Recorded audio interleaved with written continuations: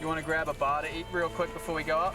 I already ate one. Oh, you already ate one? Okay, I'm just going to smash one now because we're probably not going to want to stop. How you feeling about today, though? Today, I feel good. I want to get started, but I feel good. I fully can't believe that I'm tying in for this actual climb. Any last words from either one of you before you undertake this? If something goes wrong, we bail. If it gets dangerous, we bail. If we think we're going to get ourselves into a situation that we can't get ourselves out of, we bail. Yeah. If none of those things happen, we give it hell for 3 days. My knot is good, goes through both. Okay, we will see you guys on the 4th, no matter what.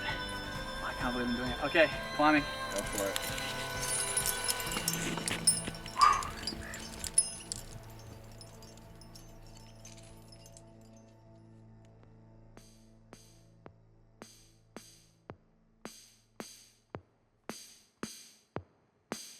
This moment has been coming for 4 years. Today's the day.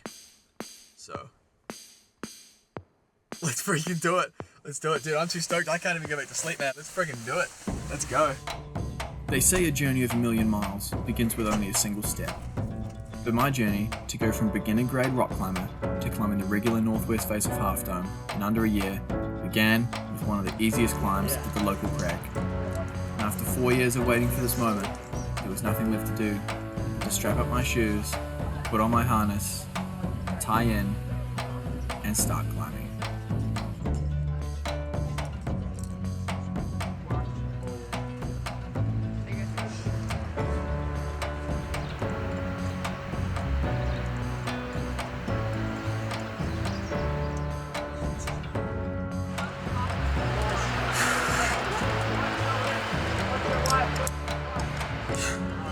How you feeling?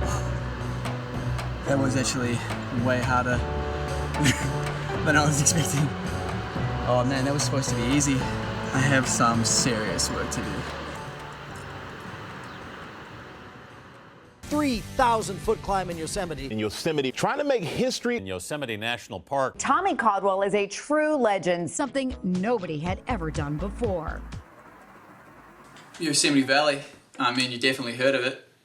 Probably seen the movies, probably know about some of the most famous climbers that come out of there. But I went to Yosemite Valley when I was 18 and I hiked to the top of Half Dome and I looked off the steep side and I just couldn't believe like how vertical it was for how long. Like it was just so far down. So I flagged down some random dude that had like the Speedster sunglasses on and like the Solomon running backpack and he looked like he knew what he was doing. So I asked him, I was like, hey man, do people climb up this? And he looked at me and he was like, whew, man, like that's hardcore stuff, dude. He's like, that's for the best of the best. Me as like a scrawny 18-year-old that had never outdoor climbed in my life, I was like, oh, well, I think I'm gonna do it. And the guy like started laughing and then walked away. Like he genuinely thought that I was joking.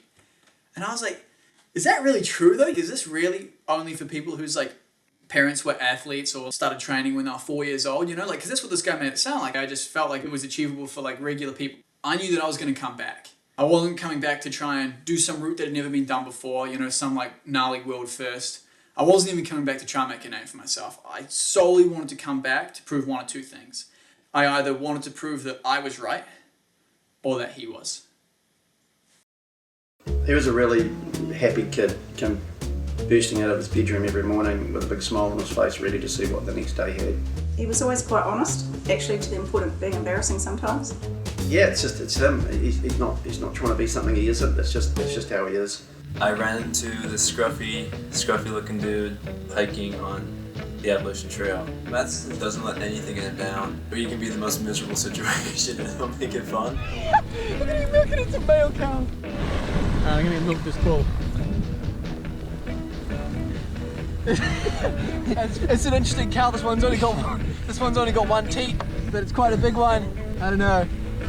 Must be something wrong with it. To be honest, there's a lot about him that's genuine. He's a kind and caring person, and he goes out of his way to do the right thing. I think the number one thing that drives all this is that he genuinely wants to make everybody who he comes in contact with life better. The idea that somebody could watch a pretty average dude turn into an incredible climber just by working hard I think that could be really inspiring for people and get people to want to go out and try something new for themselves, and I think that's a big motivation for him as well. Alright, so we're here at the bakehouse, which is supposed to be called the bakehouse because it just cooks here in the sun. We came here hoping for some sun. Guess we missed it. Yeah, today should be another big day. Some harder ones, and then move over to the crack house, which I actually had a dream about last night. Not about the actual crack house, I had a dream about a crack house. And do some really hard climbing. And then hopefully we'll all be so wrecked that we just fall asleep.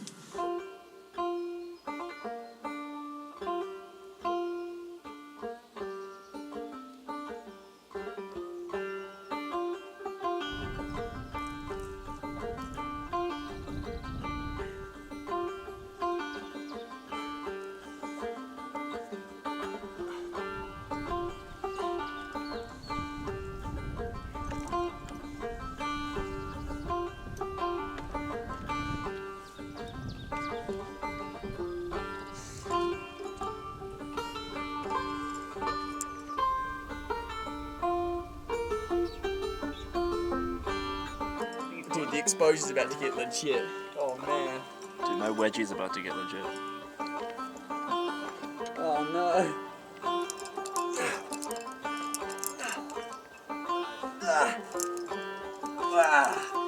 Woo! Far out. Well, now we're in the flake. Oi!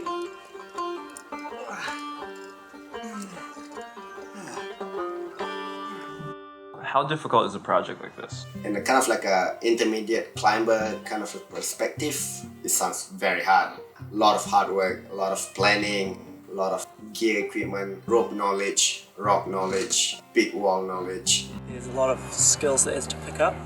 I've been climbing for about 10 years now, but always focusing on bigger routes, so Yosemite is a definite draw card. After that was our first route actually. On the first 10 pitches, it's grade 5.9, 5.10, and New Zealand grades grade 18 to 20, so not too hard, but it's more of an alpine nature of the route. It's quite wandering, there's a lot of route finding. On the second half of the route it's much steeper, the cracks are more pure, and there's less to hold on to, and the grades are up in the 5.11, 5.12 categories, so that's around grade 24 to 26 New Zealand grades. So that's serious climbing, quite hard. I struggled in 15. Push my way forward, so now I'm climbing like 17s, 18s. It's time to do some proper training. It's time to take it seriously. Because I realized then, I was like, if I don't, I'm not gonna ever get any better. It's time to actually take it seriously.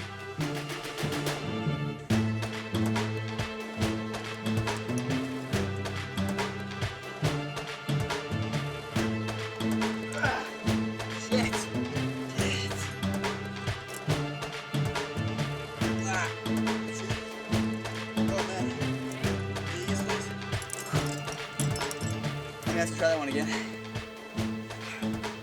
It's not hard climbing. Yeah, it's not hard climbing. Yo, these look better than they are.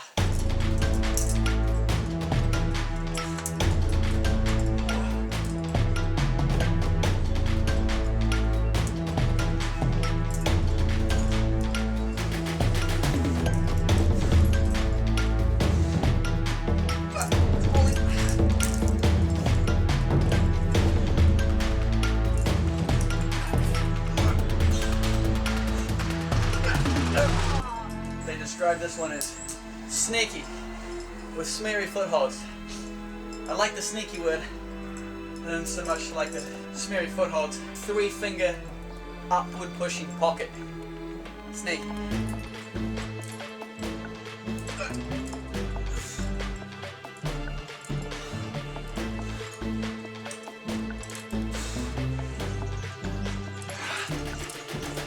I was getting bigger, I was getting stronger, got a goal and a purpose for the first time in a really long time.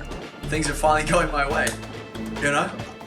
I just had no idea what was coming.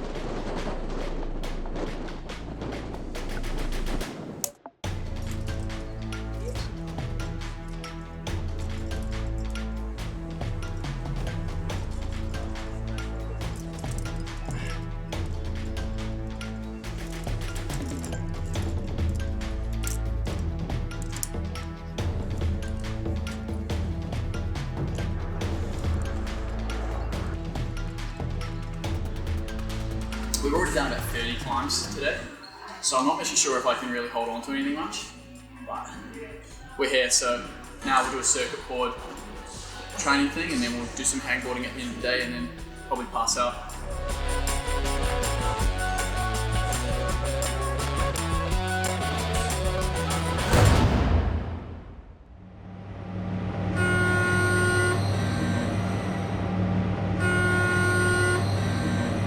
And just take a shuffle to your left.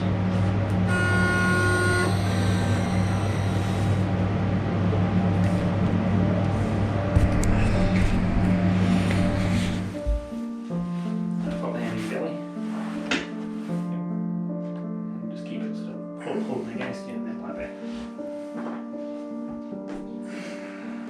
Right. Shoulder dislocation is when the ball and socket joint, which is your shoulder, basically comes out of its socket.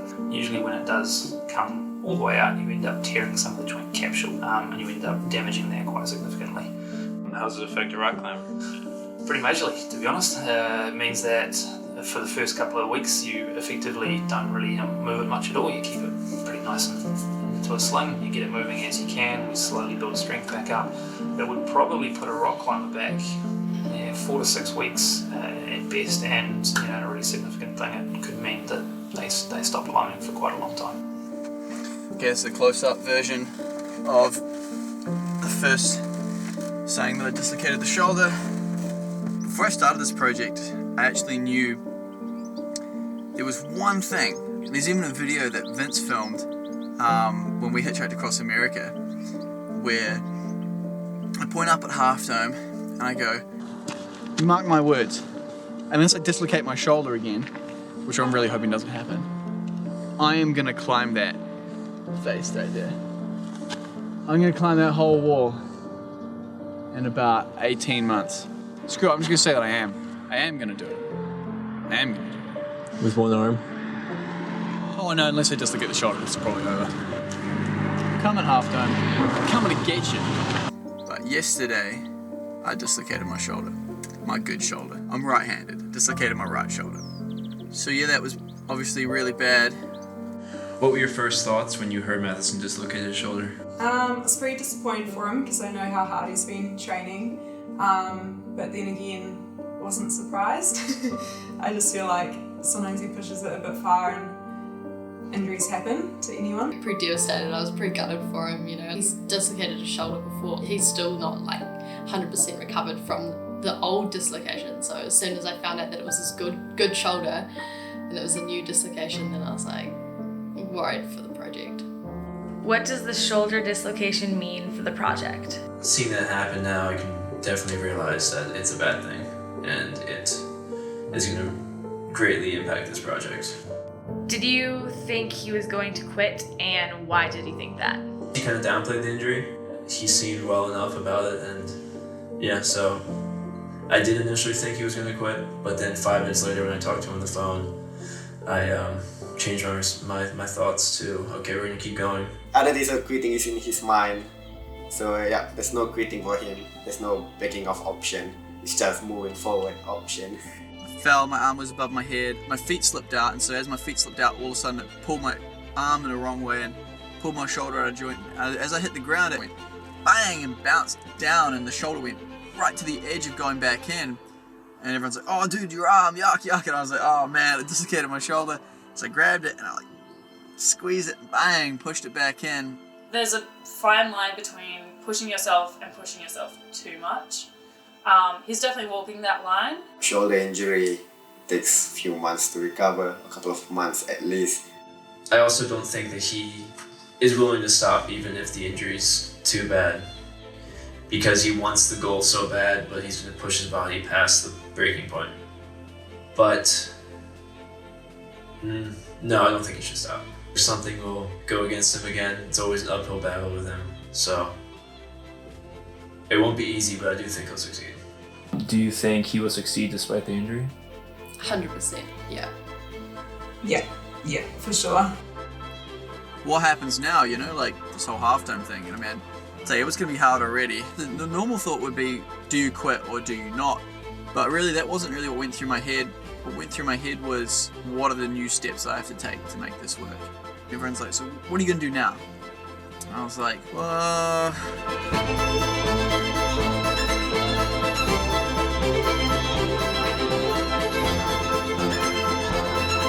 So I went to the gym and started working on my left shoulder. If I can't have a good right shoulder, man, my left shoulder's got to be the strongest thing ever.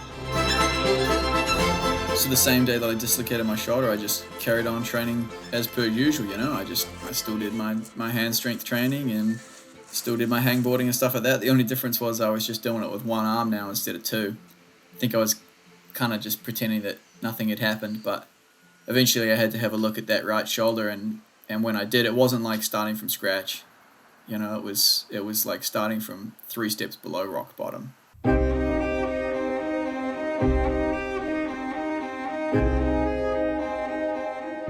And I was by myself when it happened, you know, and for a couple of weeks afterwards, so I couldn't tie my shoelaces, I couldn't put my shirt on properly, and that's just how it was, you know. And I mean, I'd get a few weird looks at the supermarket, but like these guys, you know, they just didn't really know what was at stake. You know, and I guess if you ask what was at stake, well, for me it was everything.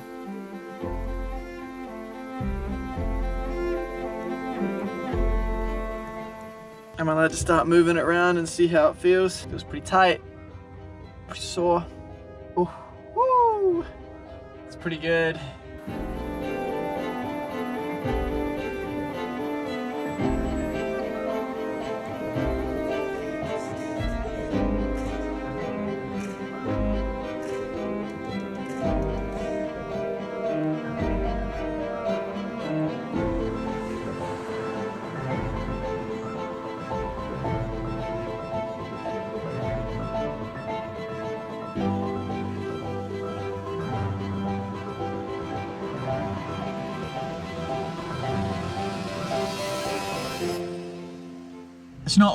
It's not amazing, it's not good, but it's not hopeless either. I think I'm still gonna do it.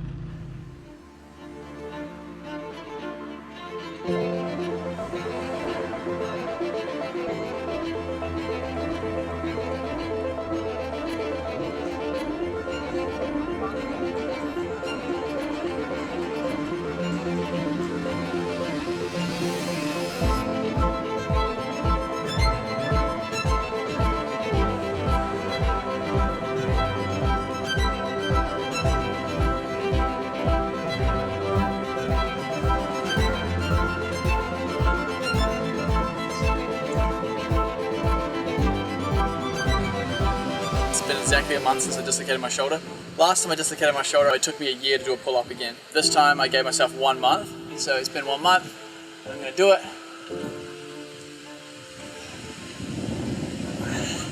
Oh, that's freaking good. That's good. Good news. Yeah, that's good.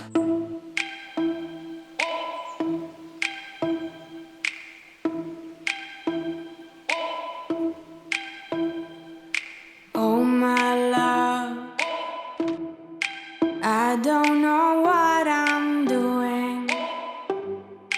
I don't know what I'm doing. I don't know. Oh my love, I don't know where I just wore through my fingertip skin pretty badly. Not badly, just enough that like it's gonna take a couple of days to heal, which I don't want to have to wait. But the day's still young. How can I know when I'm lost? Move ahead. Oh my pretty babe, something ain't right. Got to find a way to move ahead. Oh my pretty babe, I won't be around till I come back. Wait for me, oh my pretty babe. Wait for me till I come back, my baby.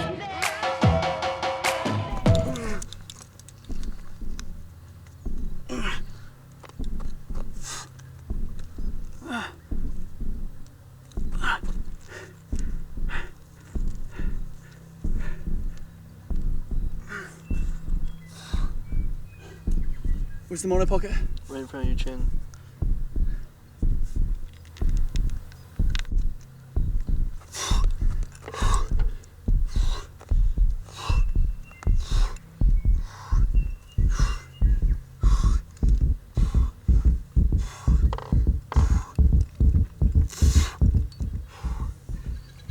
That was tense. That was pretty tense. Oh my love, everything's changing. I find it so strange.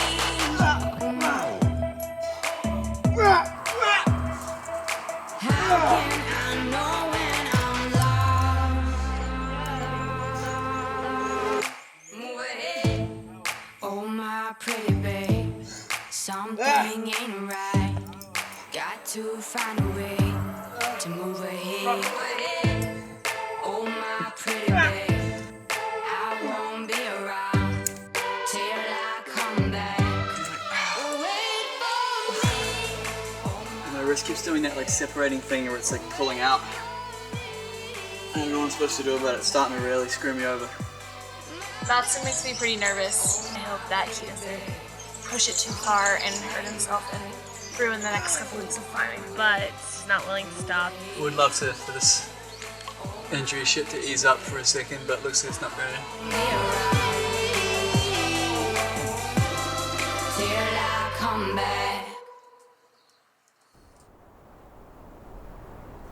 So today we're about to give some trad climbing a go. Yeah, pretty excited. We've come all this way to do some nice easy climbs, so yeah, it's time to get into trad.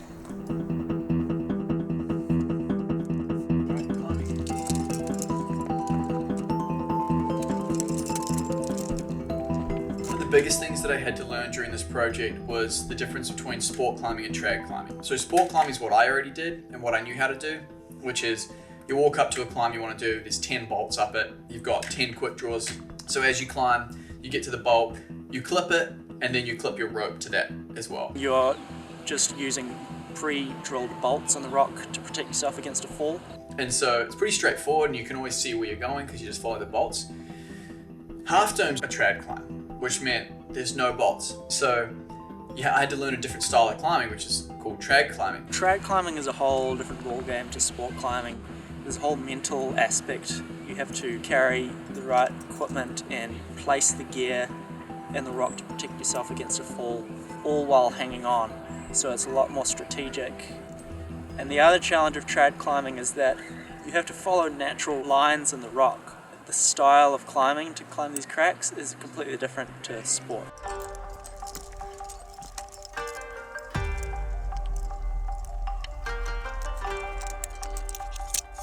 Yeah, that's good. That's my favorite one.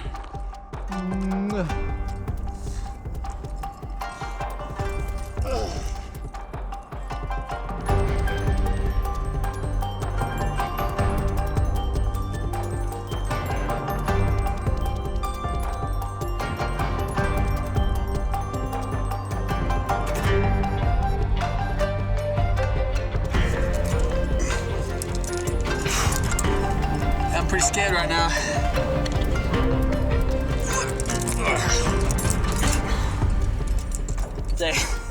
I don't know who graded this, man, but they're brave. You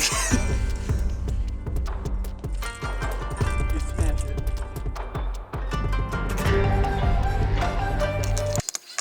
Shit. Heads. Well, it gets a little bit harder now.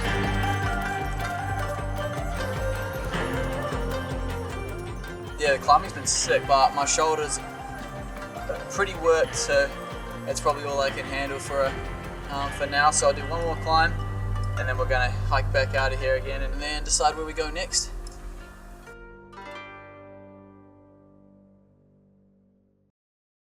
It would never leave me.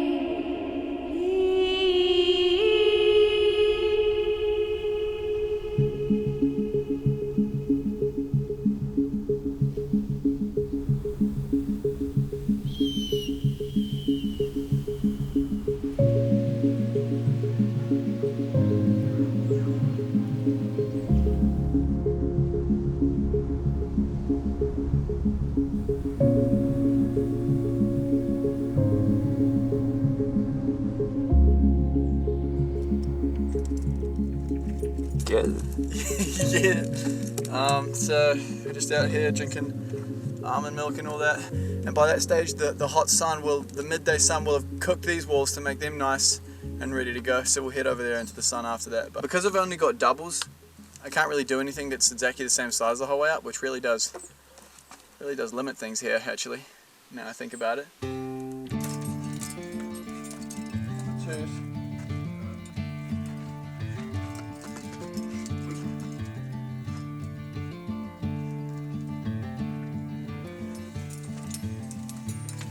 That's the easiest climb of this whole crag. I still had to rest 3 times, and it's the best I've ever done. So I don't know, man. I guess it's just like, I just like need more practice. So that's what we're gonna do. We're gonna practice.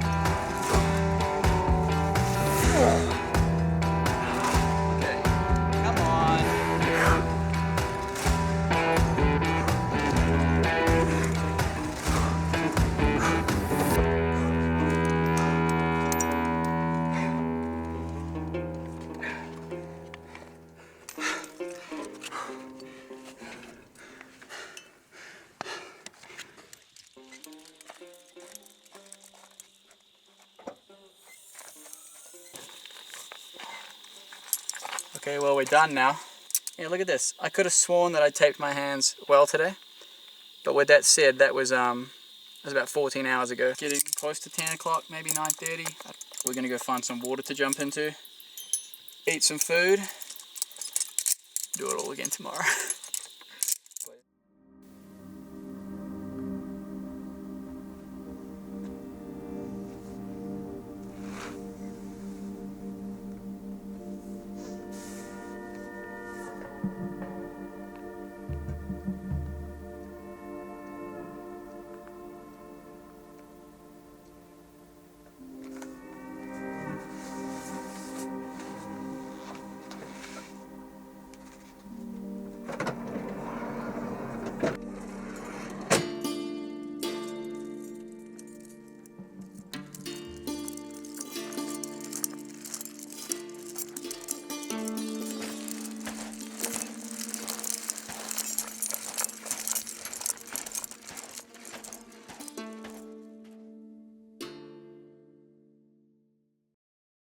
It's like 9 o'clock in the morning, we're here in Yosemite Valley. It's about day like 25 without enough sleep. It's about day like 10 without enough food and water. But things are going pretty good. Am I tired? Yes, very. But we're up here. I'm just building an anchor. Some stuff over there. Half dome's over there. I don't even know where El Cap is. I think it's that way. That might be it actually up there. So we're up here in the sun, climbing with you again. Despite being overdue for a rest day for about a week. But yeah, yeah, it's good though. This will be good. I put my backpack full of climbing gear outside the car today and then didn't put it back in before we drove off. And someone kindly has picked it up, but not handed it in just yet. So hopefully, it's been handed in tomorrow. So did you check with the NPS last round? That's the one you gave me the number for. Yeah, I did. And no dice there? No. Cool. So it's not with the Rangers. It's not with NPS. Yeah. They found it, and he recommended that they give it to me. Okay. As the days have gone on, I was thinking more and more along the lines of, I'm up to my neck in shit. I'll repeat that in a family-friendly way. I'm in deep trouble because all my money's tied up in that rack and I'm here to climb and I'm not able to climb. Things are getting pretty bad, actually.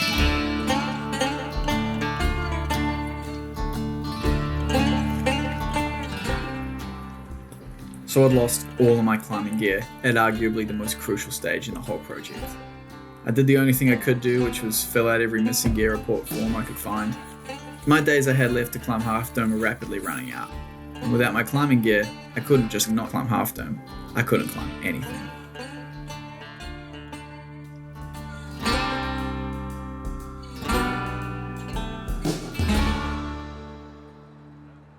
I have a voicemail. Hold on. Who's it from? My name's Eric. We've been chatting about your backpack. Just calling from Matheson. I heard some good news about it from a friend who actually was there when the backpack got picked up. So give a call back when you get this in the morning, and I'll share the information I got. All right. Hope you're doing well. I'll give this guy a call, and maybe we've got the bag back. Oh, we got the goods. I was 18 when I came here first. No money, no food. And I went on Half Dome and was like, oh, I want to do it. So just to be back here and be climbing is insane. Like if you could tell my 18-year-old self what he'd be doing in 5 years, he would have just like pissed himself with excitement. We just got to Yosemite Valley like 10 minutes ago. We're about to go do a multi-pitch, so I'm just going to eat as much as I can because we'll probably be up there for a while. I've wanted to do a climb here for like 5 years, so I'm excited to just get started.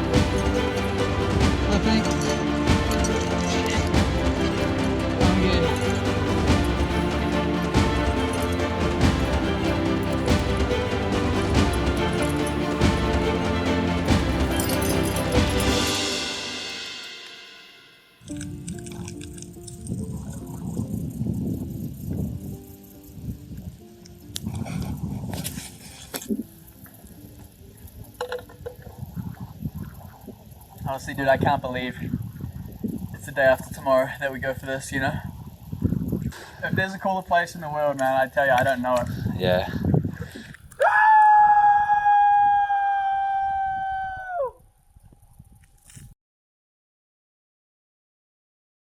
I'm about to explain the plan. If I am asking anything of you that you think you can't handle, nothing's a problem as long as you tell me in enough advance that we can fix it. So if part of the plan doesn't sound good to you, or sounds like too difficult, just let me know and we'll figure out a different way around. Also afterwards, I'll talk to you and you two specifically. You guys are going to come all the way with us and you're going to turn off a little bit early. So that is where I'm going to get you to film from today and you guys to film from tomorrow. Just up the dome like that. There's also a climbing trail that ducks around the front, and then if you guys could please film us leave it in the ground. How are you with early mornings?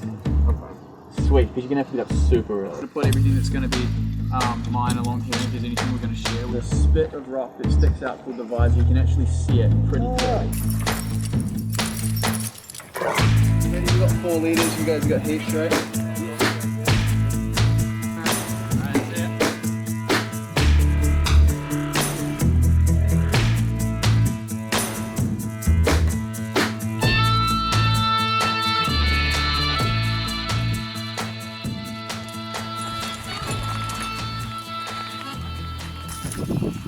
I don't know about you, man, but I'm feeling freaking... Well, other than the thirst, I'm feeling freaking good. I fully can't believe that I'm tying in for this actual climb. Get that sucker extra tight just in case I take a freaking monstrous whipper. I'm thinking, dude, if something goes wrong, we bail. If it gets dangerous, we bail. If we think we're going to get ourselves into a situation that we can't get ourselves out of, we bail. Yeah. If none of those things happen, we give it hell for 3 days and we top out and then we get desk jobs and we never talk about this again. Yeah. Are you ready? I'm ready to go. My knot is good, goes through both. Okay, let's do it. All right. I can't believe I'm doing it. Okay, climbing. Go for it.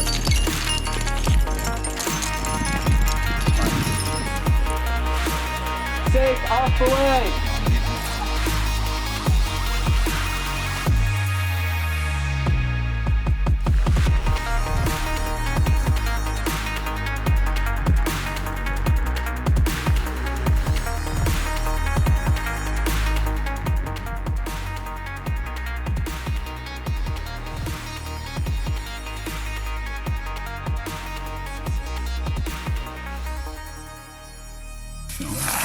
Okay, well, this is food bag. This is us at the top of pitch 6. We're currently sitting where Adam's going to sleep. I'm going to be sleeping there, on that ledge just there. You probably can't see it on the camera because you can't really see it in real life either. But that's where I'm going to sleep. Tomorrow's going to be an early start. 12 pitches tomorrow, so double what we did today, but harder. I'm feeling pretty good for it. I'm feeling pretty good. Yeah. Actually, I can't wait for tomorrow.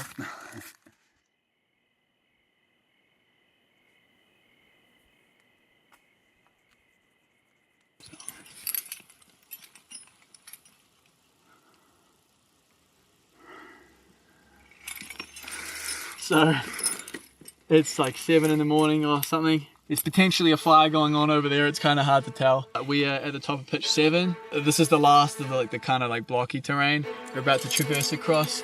I'm feeling freaking ready to rock and roll, dude. I think it's about to go down. Yeah. I think it's about to go down.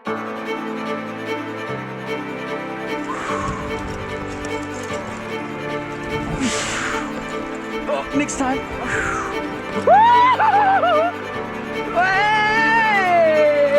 Yes! Oh man, that was so freaking sick!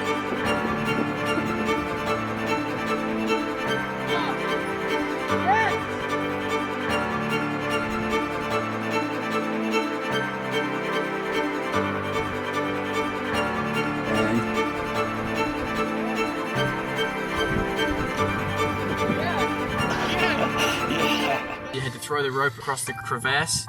I'm in the crevasse now. This is what I pulled my rope up off. I went to unsling it from the small horn here, and as I did, that happened. That was the horn that I was slinging off my body weight.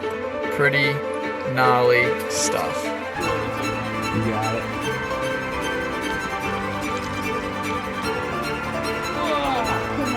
Oh yeah.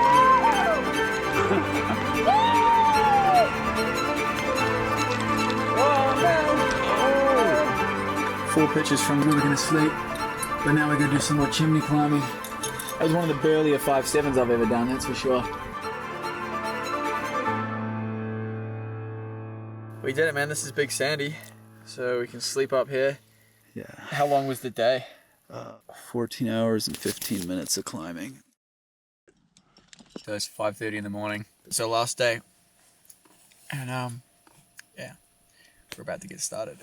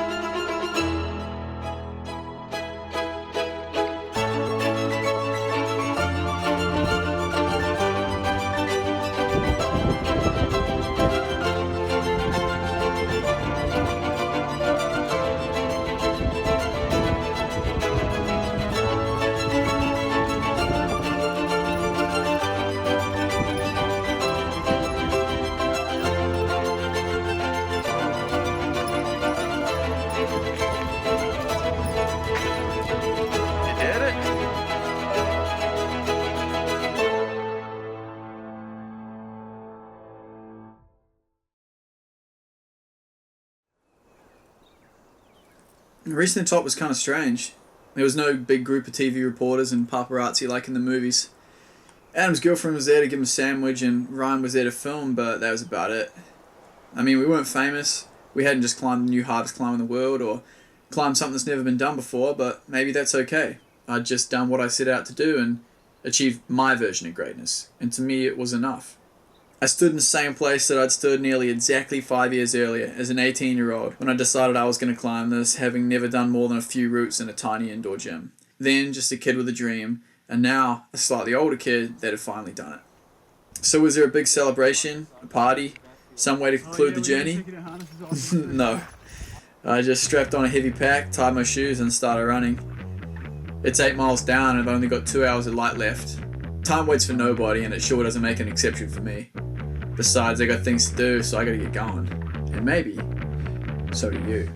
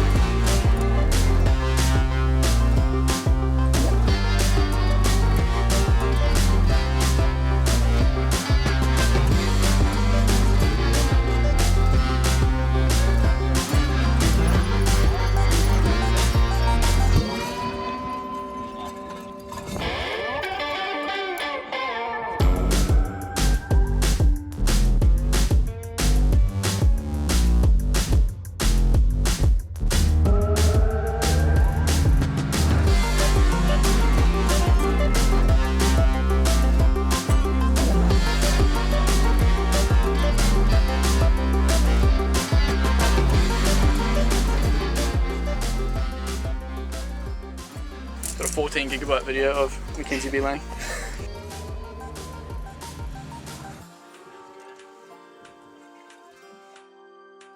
So yeah, we're about to go up, just so I can get some good camera shots for the next 3 climbs that he's about to do. So yeah, here we go.